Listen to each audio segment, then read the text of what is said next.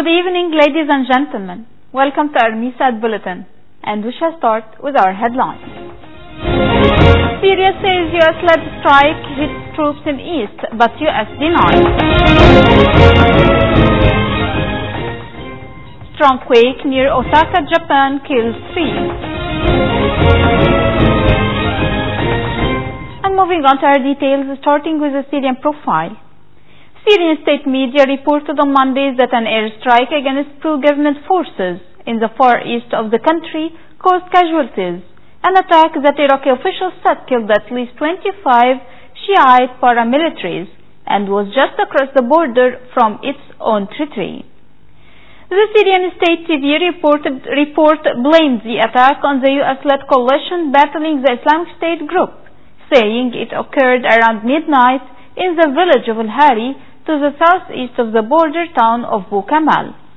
But a coalition spokesman denied that, saying it had not carried out any strikes in the area. On to Sanaa's crisis, a Saudi-led coalition fighting Houthis for control of Yemen's main port city of Hodeida will take a calculated and gradual approach to the battle, according to what a senior United Arab Emirates official said on Monday.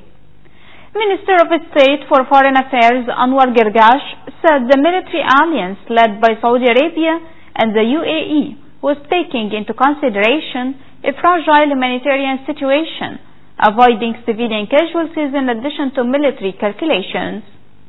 Moreover, Gargash estimated the number of Houthi fighters in Hodeida at between 2,000 to 3,000.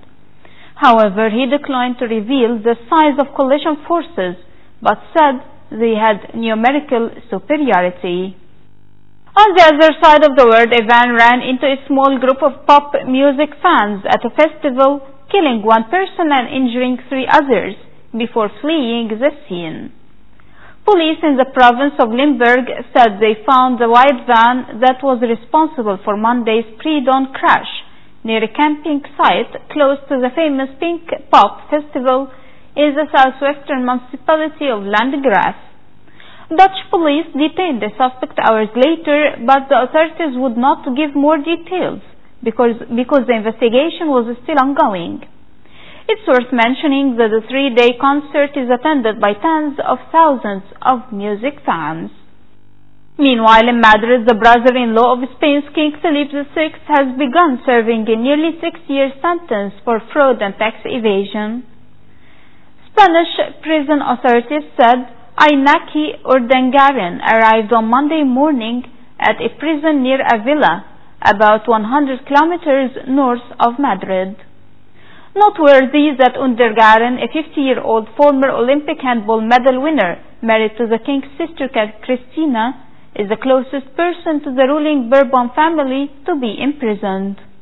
He was convicted to 5 years and 10 months in prison for embezzling about 6 million euros by exploiting his position in the royal family to obtain public contracts. On another side, Colombia's president-elect Ivan Duque appealed for unity after winning a runoff election. The conservative Duque was elected on Sunday with 54% of the vote. He finished more than 12 points ahead of Gustavo Petro.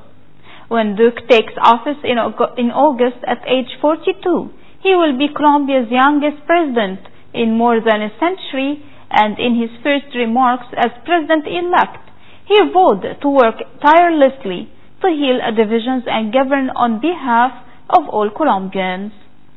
It's worth mentioning that the election was the first since outgoing President Juan Manuel Santos signed the 2016 peace agreement with the Revolutionary Armed Forces of Colombia. And going to natural crises, residents in western Japan were cleaning up debris on Monday after a powerful earthquake hit the area around Osaka, killing 3 people and injuring hundreds. The magnitude 6.1 earthquake that struck the area early Monday damaged buildings and left many homes without water or gas.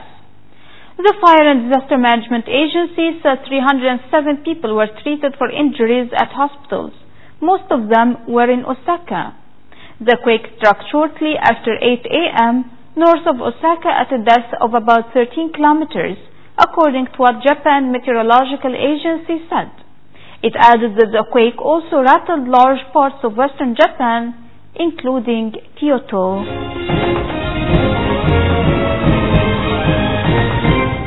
And finally, our economic news. Global stocks dropped on Monday on concerns over trade.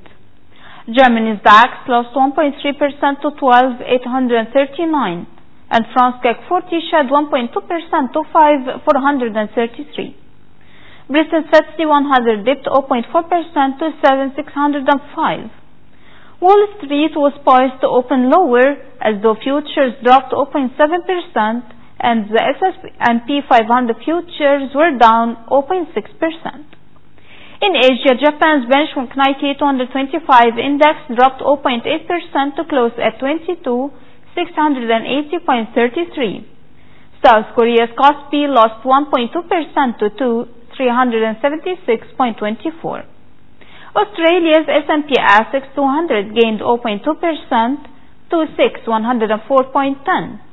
This comes as tariffs mooted by the US and China are set to take effect from July 6, bolstering fears of a trade war.